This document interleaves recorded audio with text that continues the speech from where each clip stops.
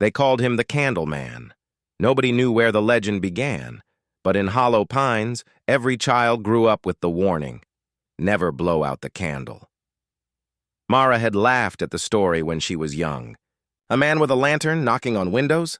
It sounded like the kind of tale adults told to keep kids from sneaking outside after dark. But when her grandmother died, Mara inherited the old farmhouse on the edge of town, and with it, the uneasy whispers of neighbors who told her to keep the curtains shut at night. The first week was quiet.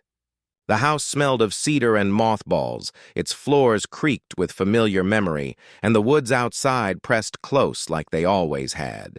But on the seventh night, Mara woke at 3 a.m. with the unshakable sense that someone was watching her. When she pulled the curtain aside, she nearly screamed. A tall figure stood just beyond the glass, face hidden in shadow. In his hand, a single candle burned with a faint, trembling glow. The flame illuminated only enough to outline his stillness. He didn't move. He didn't knock. He only waited, her heart thundered. This had to be some cruel prank, a neighbor playing into the legend.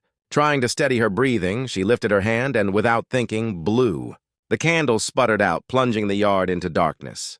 Silence followed. Then, slowly, the figure turned and melted into the trees. Mara barely slept after that. She convinced herself it was nothing. The next morning, though, her phone buzzed with a call from her brother's wife, hysterical. Her brother Daniel hadn't come home. He'd left work the night before, but no one had seen him since. Mara's blood turned to ice. The police searched. Days passed, no trace. And every night, when the clock struck 3, Mara heard the soft tap of knuckles against glass. She stopped looking, but she felt his presence outside, steady and patient, candle always relit. By the 10th night, exhaustion broke her will. Trembling, she pulled back the curtain.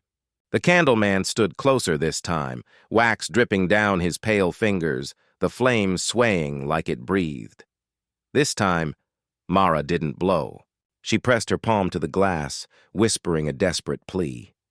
The candleman tilted his head, as if considering her. Then, slowly, the flame dimmed on its own, leaving her reflection staring back into the dark. When morning came, she was alone in the house. Her phone rang. Another relative was missing, and outside, when night fell again, the candle was waiting.